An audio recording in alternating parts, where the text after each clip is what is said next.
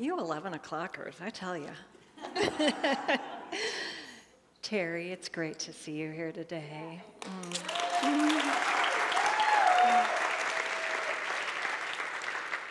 Timmy smiled yesterday. Yeah. It's great to see all of you.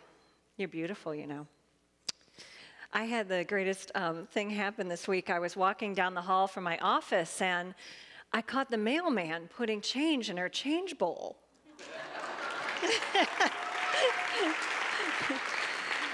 Now, mind you, he doesn't come here for church, and he didn't even really know what we were collecting change for. But what he said to me is that he just gets so much joy out of coming through the doorway and talking to our first voice volunteers and the conversations he has and the energy he feels, that he just wanted to contribute. So, isn't that awesome? So much to celebrate. Well, I was having a conversation with a friend of mine, and her 5-year-old niece just started playing t-ball. And so she was going to practices, and she was learning how to hit and how to run the bases and all the rules and having so much fun. And of course, the anticipation of the first game was looming, and they were all excited about it. And so it got time for them to play their first game, and they were all going up to bat, and her niece got up there, and she actually hit the ball. Well, if you've ever been to any kind of game with 5-year-olds, you know that half of them are kicking the dirt, and the other half are looking at the butterflies. And so, you know, if you get a fairly decent hit, it's going to go a long way. So she did, and so she starts running the bases, and she's coming around first, and she's coming around second, and she's coming around third, and everybody's cheering, and all of a sudden she just stops and goes. She stomps off the field, sits down on the bench, and won't talk to anybody. Everybody's like, what's going on? Well, maybe, you know, 5-year-olds, they're a little unpredictable, who knows? So, you know, her mom tried to talk to her, but she wasn't really very talkative, and so it kind of went on. Well, the next game came along, and she wasn't quite as excited about going, but, you know, they were getting ready, and so they start the game, and she gets up there again, and another pretty decent hit, and she's coming around first, and she's coming around second, and she's coming around third, and all of a sudden again, stomps off the field. So after the game was over, you know, her mom was like, what's going on? She said, I don't want to play anymore. She said, well, why not? You've been having so much fun. You love this. No, I don't want to play anymore. The coaches don't like me. She said, well, what do you mean the coaches don't like you? Of course they like you. She said, no, they don't. And she said, well, what makes you think that? Well, because every time I'm running around the bases and I'm doing a really good job, and they just keep yelling at me, go home, go home.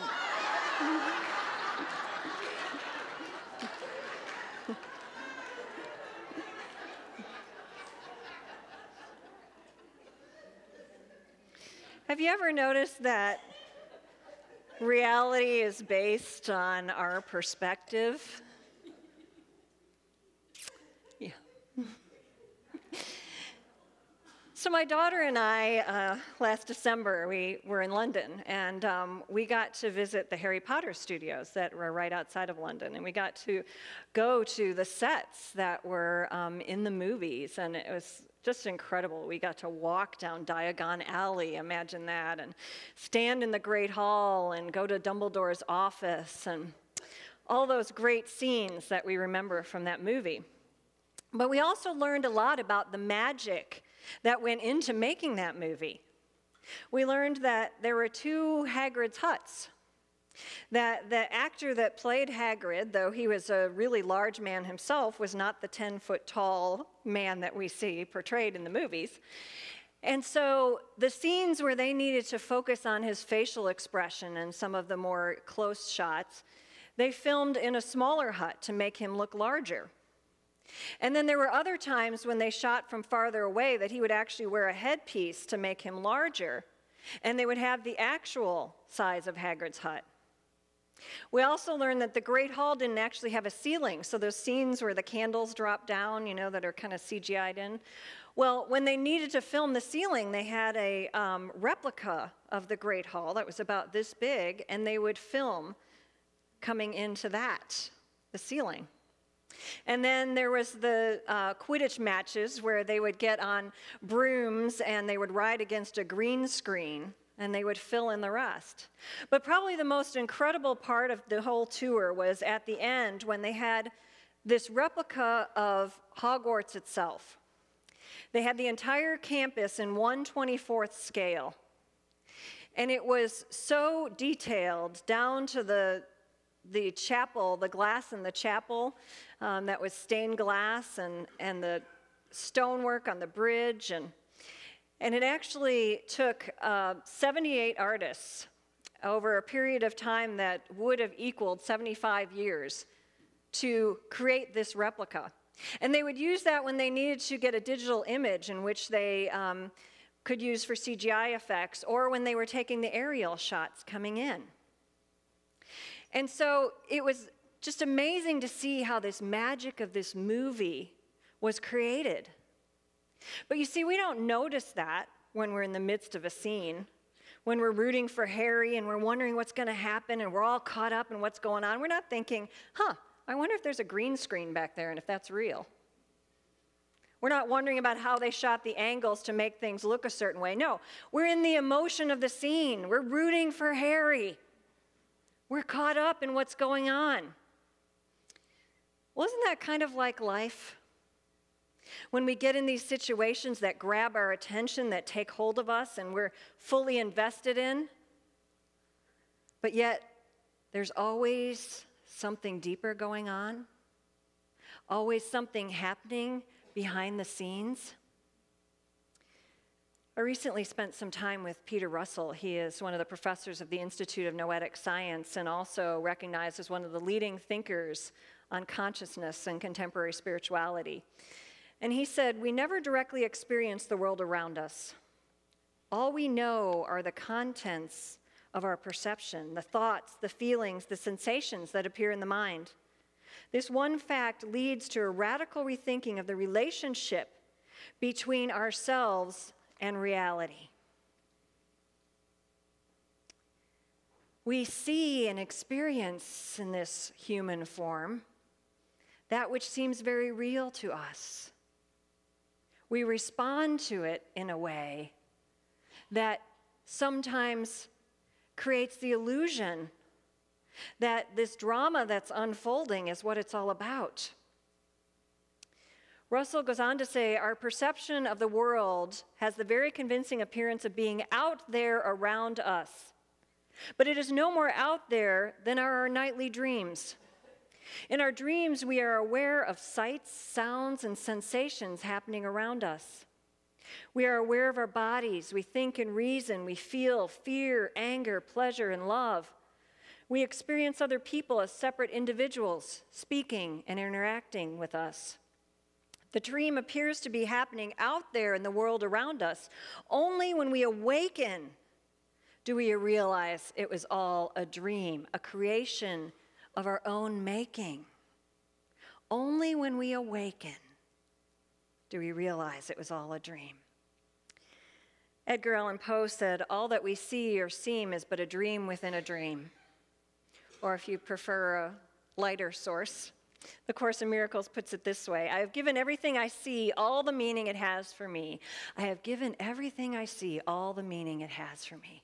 You see, in any given time, there are two realities. There's the reality that we're experiencing on the human plane, through our senses, through our beliefs, through our worldly experiences, through what we're being told, through the input that's around us.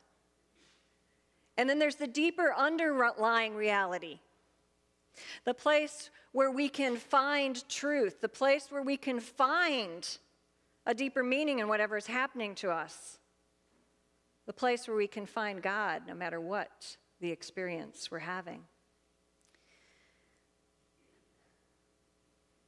The Vedantic philosophers of ancient India spoke of this confusion as Maya, which is often translated as illusion, but probably more accurately translated as delusion.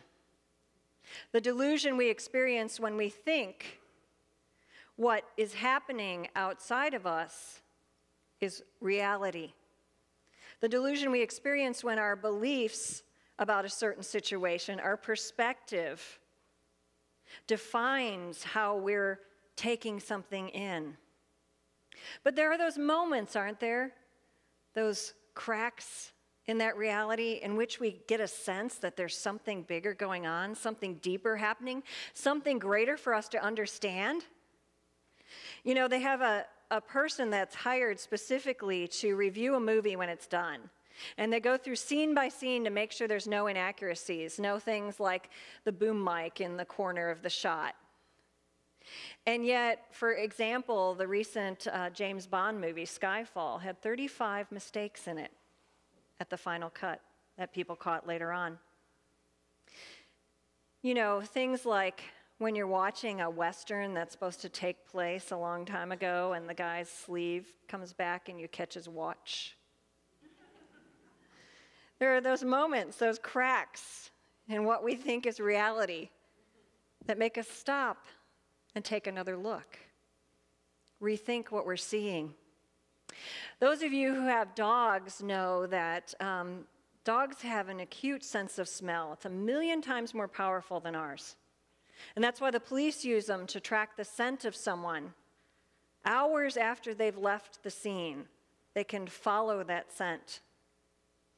And dolphins have the ability to look at things ultrasonically. And so when they're in the water with us, they can sense our heartbeats. They can feel the churning of our stomach. They can sense our muscle movements.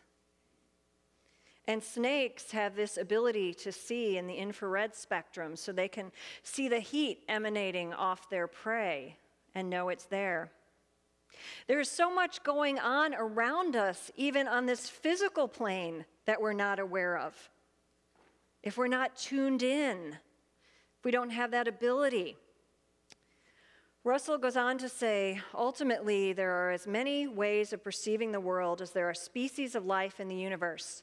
What we take to be reality is just the particular way the human mind sees and interprets the physical world. In the book of Luke, there's a story about Jesus and the disciples coming into a town. And as they come in, they see a crowd of people walking by, a group of mourners. And as they begin to inquire, they realize that it's a funeral procession for a young man who is the only child of a widow. And it says in Luke, when the Lord saw her, he had compassion for her and said to her, "Do not weep." Then he came forward and touched the bier, and the bearer stood still, and he said, "Young man, I say to you, rise." The dead man sat up and began to speak, and Jesus gave him to his mother.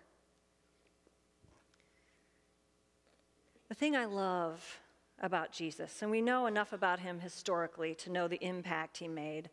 The thing I love about him is he always challenged people's perspectives. He always challenged the current reality and invited us to take another look. My son, Drew, was in a play when he was in high school, and the play was Dead Man Walking. And if any of you have seen the film, you know it was a pretty intense subject matter.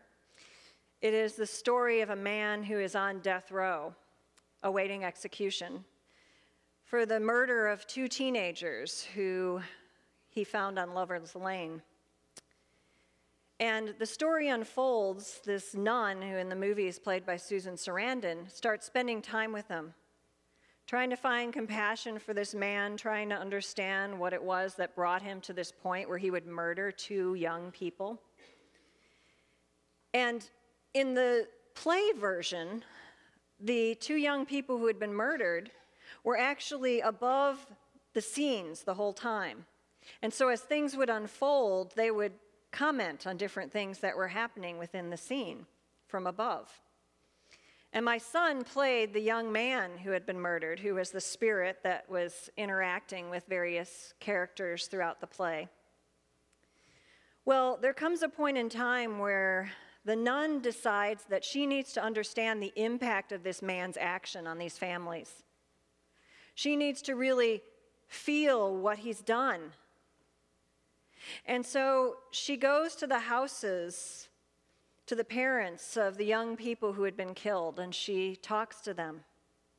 She asks them what kind of impact this has had on their life. And in one particular scene, she's in a conversation with the father of the young boy, played by my son. And she's asking him, talk to me about him. And with great emotion, he describes this young man, this beautiful young boy whose life was taken too soon, and how he was athletic and full of life, and how he made people laugh, and how much he loved him. And then he began to tell about how his death impacted him and how his life had never been the same, and how much he missed him. And at one point in time, she said, "Do you have a picture of him? I'd like to see him." And the father reached over and grabbed a picture off the table and handed it to her. And in that frame was a picture of my son. Well, I knew this was just a play. And I knew that my son was just playing a part. But in that moment, my breath caught in my chest. And as he described this beautiful young boy who had died, the tears fell down my face, because it was my boy he was talking about. Well, one row in front of me was the mother of the boy who was playing the man on death row, who was awaiting execution. And so she had to go through the emotion of his process and his conversations with the nun about his life, and finally leading up to the point at which they staged an execution. So here was her son going through the motions of being executed. Well, you can imagine as a mother how that must feel to see your boy going through that. So here we are, both of us crying, passing the tissues back and forth and consoling one another, and walking out of the theater with red, puffy eyes and just sharing the emotion of what happened. And we round the corner, and there in the hallway are our boys. They're laughing. They're high-fiving each other. They're taking in all the attention from the girls who are giving them flowers. They're thinking they're pretty cool. They have completely let whatever happened during that play go. The emotions of it set aside. They're in a new moment.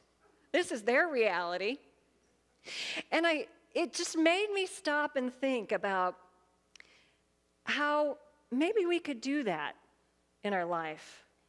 How when we're in those experiences that grab our attention, that are heart-wrenching sometimes, when we hear verdicts that just tear us open, when we lose our job, when we have relationship issues, whatever it is that is grabbing our attention in that moment, what if we were able to step into the hallway?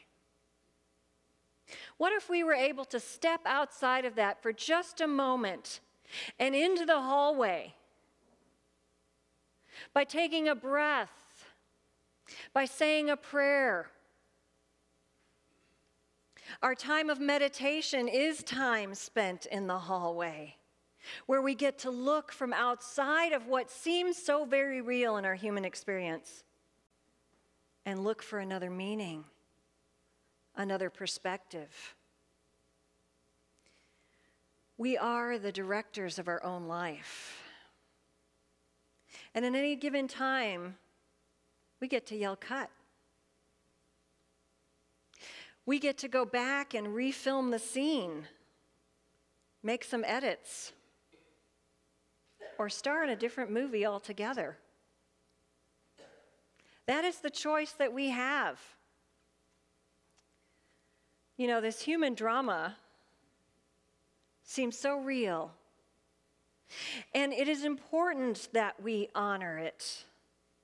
It is important that we value our humanity and everything that comes with it. But it is also important to know that is not who we are and what we're made of. That when we step into the hallway, we can take another look. And the question that I like to ask myself in those moments where I feel caught up and stressed out and trying to figure something out, or challenged by a particular situation, I always ask myself, what if I wasn't taking this so seriously? What if I wasn't taking this so seriously? What if this wasn't my life, but I was just watching a scene unfold? What kind of meaning could I get from it then? What kind of understanding might be there? What could I learn about myself? What could I understand about what I believe and what I don't want to believe anymore? Where could I find God in this situation?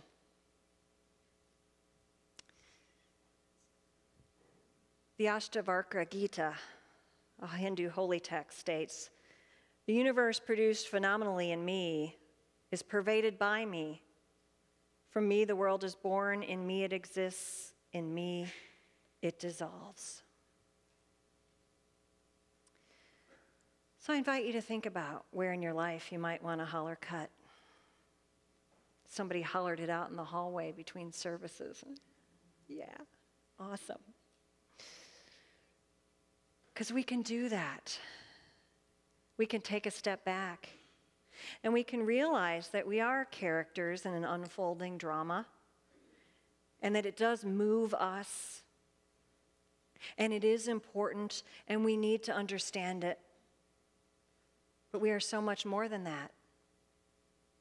And those characters in the play that kind of push our buttons, you know the ones, we can maybe see them just as characters playing a role in our life. We can set them free to be on their journey and not feel responsible for it or not be affected so much by it. We can take a step into the hallway and say, what if I wasn't taking this so seriously? What if I stepped out of character for a moment? I found a bit of humor in the whole thing. I celebrated that I'm alive to experience this. And I sought out God. What if I knew God in that moment? What would I hear then? What would I understand? What would I know? So that's your homework this week. So I want to close with a quote from our great spiritual master, Dumbledore. Says, "Happiness can be found even in the darkest of times if only we remember to turn on the light." Be blessed.